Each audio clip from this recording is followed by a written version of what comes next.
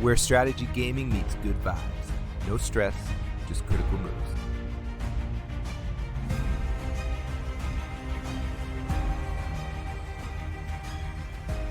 Hi everybody, welcome back to Critical Moves. This is episode 29.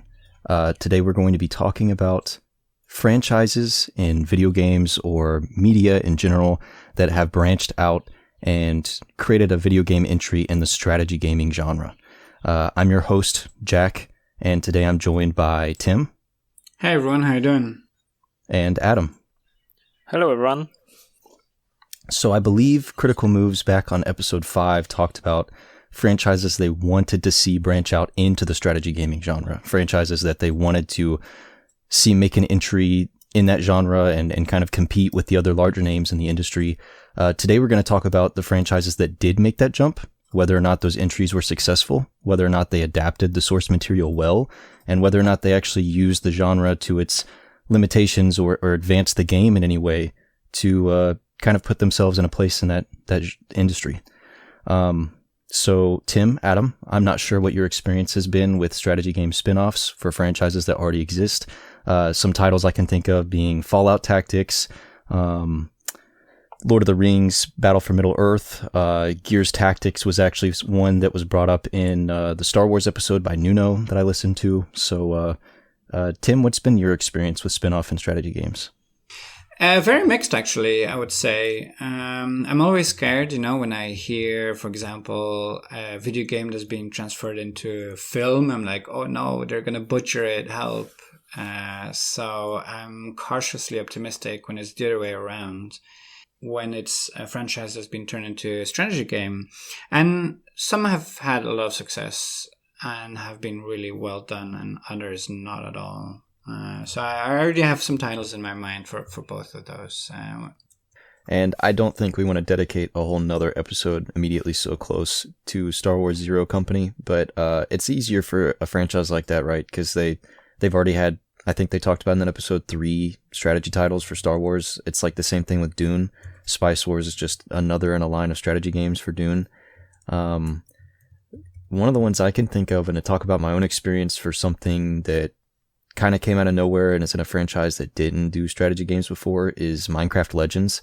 I don't think very many people played this game. I mean, obviously I had people played it, but I also think the general consensus is that it's not well received, and I'm not entirely sure what those complaints are, but have either of you played Minecraft Legends or know about it?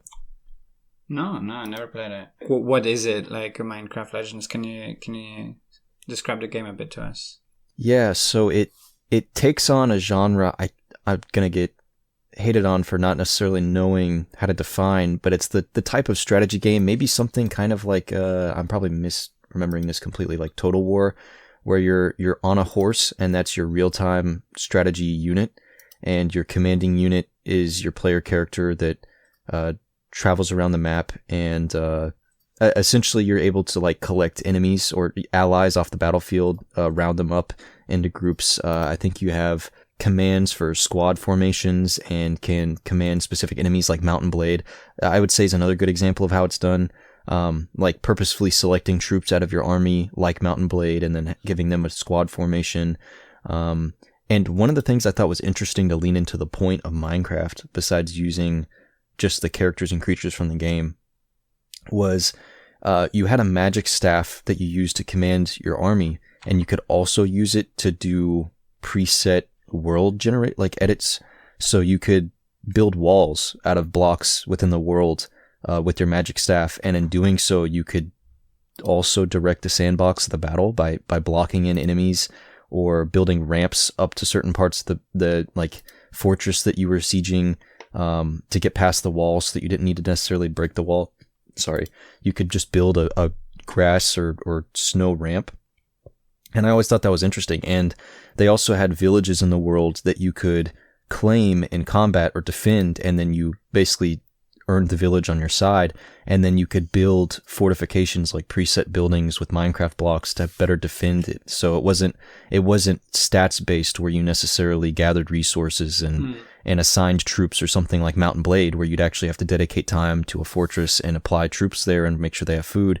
You would just build walls and like archery defenses and encampments on the outside, and that would be your like tangible defense to the game. And I thought that was really interesting.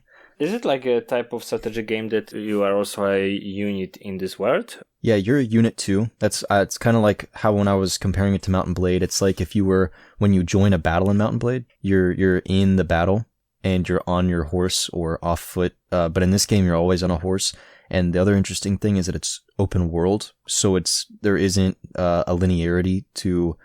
There's obviously missions that progress in a story, but you kind of travel the world and then recruit the allies that you see as they just wander the world, like you're rallying forces to join your cause. I think that's interesting. Yeah. While we're on the beginning of this topic, I guess something that I want to point out, and that seems to be the case with this Minecraft Legends, is that I find it incredibly important for the game to take some real good elements from the franchise and turn that into gameplay mechanics. And that is not just a strategy game with like the name plastered on, but that you really feel like, okay, the franchise actually provides really benefits to this game.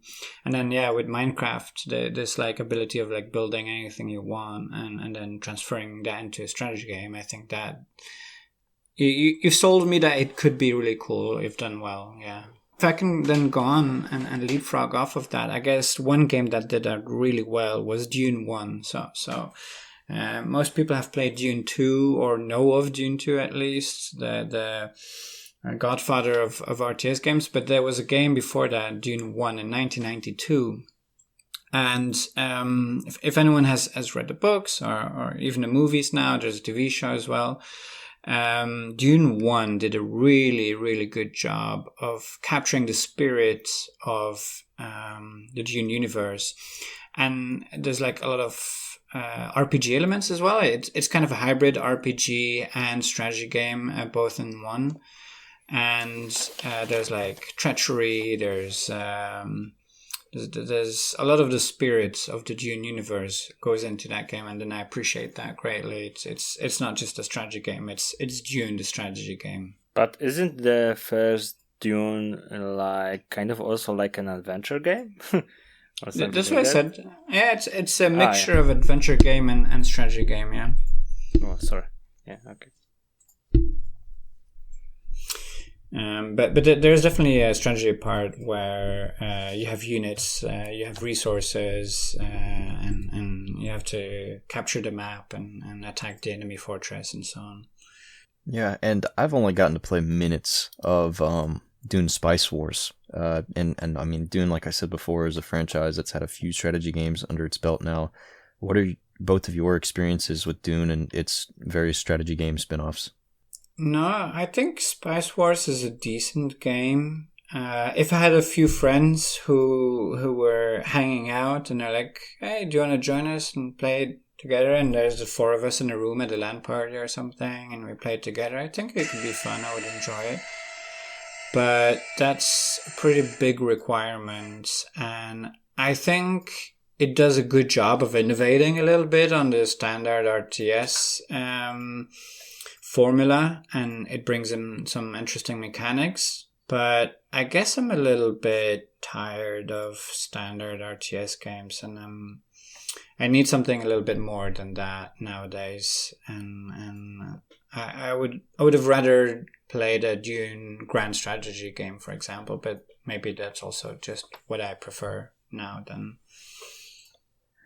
I've just thought of one thing, guys. Like, okay, because when we think about spin-offs to franchises, maybe, for example, for me, there's not a lot of them. But if you think of mods that I made out of the franchises, yeah. For example, Crusader Kings, like for example, for Stellaris, you can almost play every single sci-fi book franchise you can think of, like Hyperion, like Dune, like basically everything. And the same with Crusader Kings. There's Game of Thrones, there's like all the fantasy titles, I don't know, Brandon Sanderson books stuff.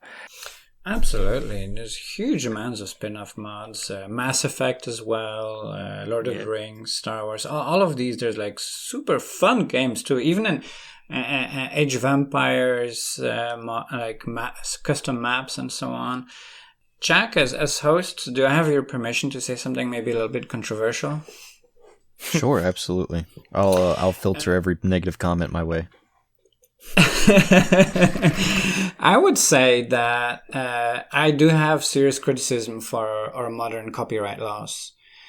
I think that copyright is something that has been created to make sure that the artist would keep creating. Because if there are no copyrights at law, then artists like, well, why would I create anything? Because it's just going to get stolen and I'm not going to make any money off of it anyway. That's the reasoning behind it. But I think that modern copyright laws, as they are now, prevent a huge amount of creation. And for example, Star Wars is something that came out in the 70s. Before I was ever born, even I grew up with this thing, and I'm still to this day not allowed to create any work at all with anything Star Wars related, even though I've lived my whole life through it. And I think that if copyright laws were a bit different, we would have a lot more. And I find it a bit sad that this is kind of kept from us. Imagine if Lord of the Rings, Star Wars, and all were all free from copyright, like how much we would not enjoy of like all sorts of games with these things now. I partly agree. Like, I see your point. I get it, because since copyright laws were created really long time ago, when the world was moving much slower, I guess it makes sense that it takes about, 70 years for title to go open. More, and after death of the author, not 70 years after the creation, 70 years after death of the author, and that's on the low end. Sometimes it's 90 years after. To be honest, I don't think there's any artist that said, oh, you know what? After I die, the copyright is only going to make money 30 years after I die, so, I'm not going to bother making this story. That's never how that works. So, no, I think it's a huge pity. And I think the reason the law is as it is now is purely greed from corporations, and it's not about the intent, the original intent. Okay, this is one side of the coin. And another side of the coin is the issue with 40k Warhammer games. I don't know if you are aware, but like Games Workshop is selling the rights for creating 40k games, like for pennies. It's cheap as hell, and you get like 10 games a year in this franchise, and like 1 out of 20 is good. Of course, there are amazing games created because of it. But when there's like a Steam Next Fest or something like that, you are not even like, I guess you don't even know how much 40 games are coming each year. Like there's like a plane simulator, there are like card games, like everything is created out of Warhammer.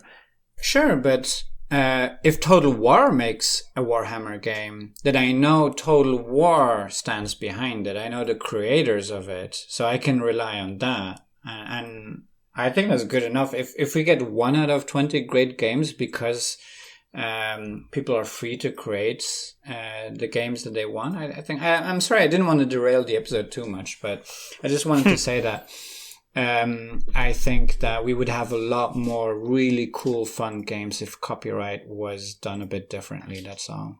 I agree again, but the issue is that due to the copyright laws, some franchises make more money than basically they should. But on the other hand, there are huge teams that work on these games. Each of the team members needs to be paid and so on and so forth. If the franchise would be led in such a way that, like 40k, that 80% of it is not earning enough money, I don't know if it's a good way, because it's kinda bring the whole franchise down. I mean, I don't think we pivoted too far anyways in this conversation, because when you think about it, right, we're talking about franchises that had the awesome opportunity to do a spin-off into a strategy game, and it's kind of important to talk about why this one doesn't happen more often, which is its own discussion about the profitability of strategy games and how to make them successfully, but also just how franchises are managed these days. I mean, when you look at even just the games industry in particular, there's major franchises that I love. I mean, one of the largest games to come out next year is, of course, going to be Grand Theft Auto, and it's been over a decade since the last time they made one of those games, and that just continues to happen. I mean, maybe strategy games are one of the few genres where we consistently get sequels for certain franchises, and even that's kind of a stretch. I mean, if we really got into the weeds about this, there's a particular corporation that comes to mind that happened to purchase Star Wars that is the one behind, the one behind lobbying these copyright laws to change. As both of you are members on this team, am I allowed to say something controversial that might be the downfall of Critical Moves? Please do. I'm not a very big fan of Star Wars. And the reason why is mostly because, having also grown up with Star Wars, having watched, the original trilogy and then the prequels back to back on days and really enjoying that universe, as I got older, I was as excited as anybody else for The Force Awakens. And it was the first time I was sitting in a movie theater watching a film and saying, this is just a different movie. This is just A New Hope. I've already seen this movie a dozen times on an afternoon after school. And so it was disappointing to me, but then there was kind of a counterpoint to what you're talking about, to bring this back around, where I can kind of see a defense, right? Where a corporation owns Star Wars, and even today we have certain shows coming out for this intellectual property that are kind of diluting the waters on what you would consider good. But here they're coming out with Star Wars Zero Company, and it's probably the first time I've been excited by a Star Wars property, just because of I really like tactics games. I really like squad-based games, and everything that I heard in that last episode from the breakdown of the article is exciting to me. So I wish they could do more things that excited me with this IP, but at the same time, I don't want to see them water it down and make me not care about how cool it is to have a Mandalorian and a Jedi and a Rebel, clone trooper within a squad together, and the adventures that they'll go on. So, first of all, none of us were invited to the Zero Company conversation. So what are both of your opinions on the game? And secondly, how do you feel about, if copyright laws were a little bit weaker, franchises that we do like just being diluted from kind of the glory that they deserve? So it's not hugely my type of game, the Star Wars game. And yeah, like you, Star Wars is not my absolute favorite franchise in general either. But what I like about Star Wars is that it's such a huge cultural phenomenon that if you talk about it, people know so much about it, and it's been going on for so long, from before any of us was born. So it has a very big cultural impact. And then to me, if we're able to all participate in that's just so much stronger, and our own interpretations thereof, our own creative derivatives. That could be cool, I think. That's what I'm saying. But as to this game in particular, and not my genre and not my franchise either, but it's cool that they're making a strategy game.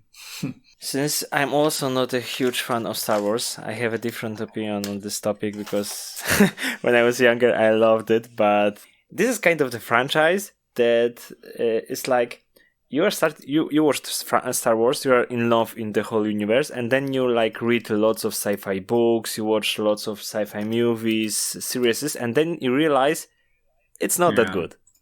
And it's on the opposite end of this situation is Lord of the Rings. I read Lord of the Rings. I read hundreds of fantasy books. I played hundreds of fantasy games, and then I get back to Lord of the Rings, and it's still awesome. The same case with Dune. Dune was amazing, and after that, nothing got near. But Star Wars is Star Wars. It's good. But back to the topic. One thing that I also thought of just a second ago when you were talking, Tim, is that I guess franchises sometimes has a, let's call it, silent spin-off. So, for example, you have Indiana Jones series.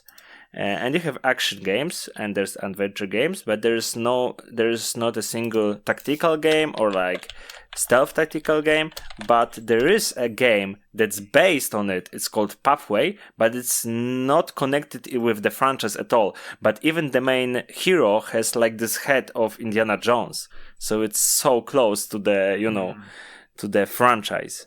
Like sci-fi titles also are kind of like connected to one franchise, but they're trying not to say the name of the franchise. Yeah, so for Lord of the Rings, it was Battle for Middle-earth. I actually enjoyed the game. It was fun. But I feel actually the same way with it, is that, okay, it's an RTS game. It's like a Age of Empires clone in a way, but with the Lord of the Rings skin on it. But when you look at the Lord of the Rings universe, it's such an epic story with these like huge armies and like these big realms and vast lands to explore in all these different ways. And then you play this game and you recruit 5 units out of your building and you send them over there. Like, I don't know. I don't feel anything epic coming out of that, you know? And mind you, around that time, you had a game like Cossacks that was this Ukrainian game where you were recruiting thousands of troops and sending them across the battlefield. And then you have other grand strategy games that really fit this Battle of Middle-earth so much more, because like you don't feel like you're battling for Middle-earth. You feel like you're battling for this tiny little insignificant corner. Battle for Side Earth. yeah. And there's no diplomacy. There's no like, you know, treachery like in Lord of the Rings. There's no like balance of powers. There's no, I don't know. Yeah. It felt a bit small. I do believe there's a Crusader Kings mod that's pretty good for Lords of the Rings, but again... Yeah, and that would fit it really well. You know, there's this kind of... And see, this is what I'm talking about. It's... People are passionate about these things. They want to make these things. And then what do we get? We get mods. And if this was public domain... But by the way, The Hobbit was written before World War II. That's how old this story is, you know? But it's becoming public domain in like the year or 5 or something like that. So the Lord of the Rings, a quick Google tells me 2044. So like in 19 years. And this story written from before World War II. Like, this is just crazy to think about. But then, yeah, if Discovery wasn't there, then people would be making these grand strategy games of Lord of the Rings. We would have like really, really cool stuff with that. And yeah, now we have to play mods, and the mods are fun. The mods are cool, but they're a Band-Aid, you know. I did want to jump in and pivot. I've been trying very hard not to laugh out loud the past few moments because, and this is actually hilarious, when you were talking about Lord of the Rings Battle for Middle-earth, I wanted to pivot to my next game, which was going to be Halo Wars, which I remembered, based on like what I'm reading, it's ultimately similar to Battle for Middle-earth. The funny part is that in order to confirm that, I found myself linked to a Reddit post where I found the top comment was actually from Tim 2 years ago, and he told them if they liked Halo Wars and Supreme Commander, they should go play Beyond All Reason. Are you serious? Yeah, 2 years ago you were still shilling out your game. Yeah. That sounds like me, actually, yeah. The best thing about this would be if we found out Adam was the one who wrote this post. That's how he got hooked. It was from your suggestion 2 years ago. Yeah, next top comment is also recommending Beyond All Reason, so I'll give you that. I wonder why. Must be a good game. We will never know. Halo Wars, I never played it, but the way I was sold on this game is that it was the one RTS that you could play on a console. I wouldn't say that that's necessarily true. I wouldn't say it's probably the only real time. Oh, okay. but it was sold as such, and I mean, considering the joystick thing, I wouldn't play almost any strategy game on a console. But did it work? Oh yeah, actually, I'll go ahead and admit I play quite a few strategy games on console. I mean, that's generally where I started playing them in the first place. Not necessarily real time originally, and I will give you this: Halo Wars 1 came out early enough at a time where there wasn't much real time strategy on console at all. But Halo Wars 2 definitely came out in the last previous generation of console hardware that they had. So it was kind of only a few years away from Xbox also remastering Age of Empires 2 and coming out with Age of Empires 4. So there's a few other real-time strategy games on there now. I guess if I'm the only one who's played Halo Wars, my experience it was I'm a huge fan of the initial franchise. I mean, one of the very first games I ever played was Halo. So that was it's always been near and dear to me and hugely influential. I was turned off of Halo Wars because of the strategy aspect. It was kind of the same thing you talked about at the start. Just being worried that they were going to butcher this franchise that I liked. But I came back around and I played the first and second games, and I personally preferred the second, which I think is a controversial take from what I've heard. But I really enjoy it. It's apparently very similar to Battle for Middle-earth, which I said before I haven't played. You have like predetermined spots on the map that you can build a base, preset buildings that you can choose from. And it's the best part about it is, I mean, Tim, you're the multiplayer person in the group. It's a ton of fun to play with other people, and it's built to be essentially a 3v3. So either AI, which you can ramp up the difficulty for, or a 3v3 battle where you choose a hero that then determines what buildings and troops you acquire. And both sides are incredibly fun to play on the war itself. The heroes are interesting. It's extremely satisfying working your way to getting like a massive scarab tank, like the walking purple crab-shaped tanks that they have from the Halo games, and watching them just fire massive lasers at the enemy's bases and demolish their buildings at the end of the game. The resource fighting and management is interesting. I've really enjoyed it. It's like quick 20 to 40 minute matches, kind of like Age of Empires if you're kind of playing like speed chess versions of that. I think it's a lot of fun. Can you help me understand a little bit from the very limited memory that I have about Halo universe in general? Is like you're like a super space marine and you kill everyone and you save the world. That's Halo, right? Yeah, generally. How does that translate into a strategy game? Yeah, so the lore of Halo is pretty vast, and I'll go ahead and shoot out for fans of sci-fi. I think it's a well-served franchise. It has one thing I'm going to kind of side note here for is Halo's been very successful building its franchise pretty liberally by being one of the very few video game focused franchises I can think of that emphasized its narrative through novels. So I believe they're on the 30th or 32nd book this year now, from various, some of them are written by very prolific science fiction authors like Greg Bear wrote an entire trilogy for the series, which is considered like maybe not New York Times bestseller. I'm not sure if it got on that list or not, but it was very competent science fiction works that people adored from a prolific author. So I'm throw that out there. But the strategy games take place very early on in the timeline of this almost 30-year-long war that humanity is having with these aliens, these like religious, zealous aliens that want to end all human life. And the story is pretty intriguing, and it's a very offshoot kind of side story. They've separated the cast of Halo Wars 1 and 2 across the galaxy from the rest of the ongoings of the first-person shooter games. But it serves itself, where you have this engaging story of this like ship that's lost in space dealing with this war on their own on a completely different front where no one else is around.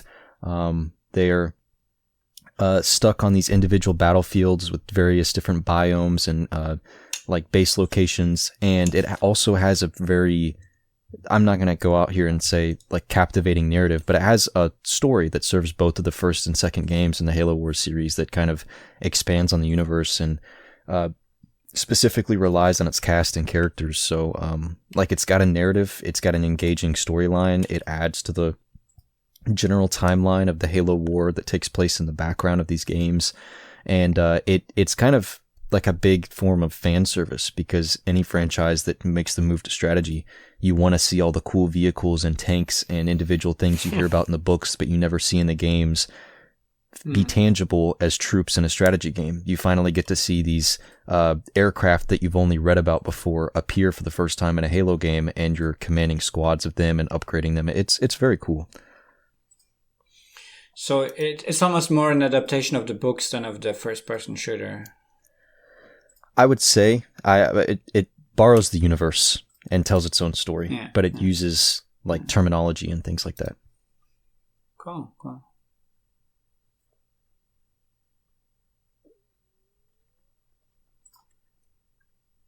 So, Adam, what is another game that you might have played that's a science fiction spin-off? We've talked about Dune, we've talked about Star Wars, there's... Is Fallout a science fiction? Yeah, I would say so. So I played the Fallout mod for Hearts of Iron 4. Does it count? Oh, wow. Okay, that's interesting. Yeah. Yeah, and the issue with this is that I played loads of Hearts of Iron 4. And when I played this mod, it changes the gameplay so much. Basically, I kind of lost the grip on the whole gameplay. But I loved it that I could play Brotherhood. Can I introduce you to a very ridiculous mod spin-off like this? You should. And Hearts of Iron 4, there's a mod, My Little Pony. So I heard about it. Yeah, so this is a World War II war game, like grand strategy, mass murder video game, and there's a mod for My Little Pony where there's little pony kingdoms and so on, and you can take charge of one of those kingdoms and go to war. It's pretty funny. I heard it's pretty good. Actually, like, it's ridiculous how much time and effort they put into it. It's super ridiculous, but they did, yeah. Well, when it comes to moddable games like that, there's also a game I mentioned earlier, Star Sector. This is like also a sci-fi game, like Mountain Blade in space, and there's a few mods as well, like for The Expanse, for example, if you like this TV show. There's a bunch of Star Trek too, or Star Wars. There's like mods for those franchises. I've recently seen, because Tim asked me before we started what I've been playing recently, and as the heretic I am, I said instead of playing a strategy game recently, I've been playing Oblivion Remastered. I've recently seen footage of a Crusader Kings 3 mod that skins the game as the Elder Scrolls universe, since we're talking about fantasy genres kind of making the jump. And I saw a photograph of, I saw a screenshot of like one of the, like a duke of a land who was one of those Argonian lizard people, and the quality was so great. I'm like, I have to get this mod. It's definitely on my radar now. I'm so interested. Yeah, and that and The Witcher would also make a good strategy game. An issue with The Witcher is that the Sapkowski, the writer of the book, has never created the map for the world. And if you read the book and you play the game, basically it makes no sense. Whenever Critical Moves did the episode and I had listened to it for what franchises you wished would make the jump, one of the first things that popped into my mind was like either a city builder on the Citadel of Mass Effect, where you're like managing this homogenous group of like races, this melting pot, and dealing with all the different architecture, or just, helping all of these races coexist, or a tactics game, which I know Adam would not play apparently. Well, I guess in a way, Mass Effect is already a little bit of a tactics game.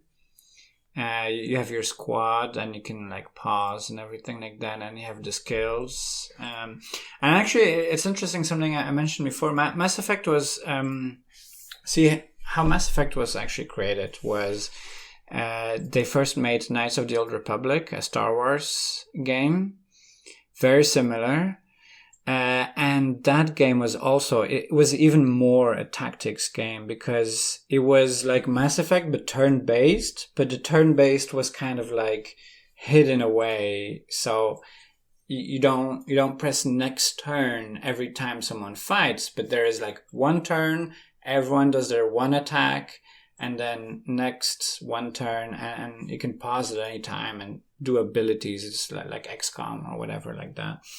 But then, yeah, they were kicked out of their own game because they couldn't license the Star Wars game anymore the way they wanted, so they made Mass Effect instead.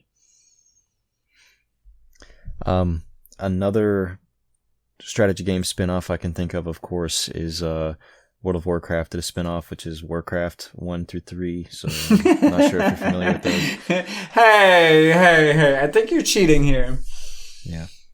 Yeah, when we were talking about it earlier, it was interesting to me. This isn't necessarily on the same topic, but it's always blown my mind that Creative Assembly made Total War, and then they just got together and then made Alien Isolation, and then immediately went back to Total War.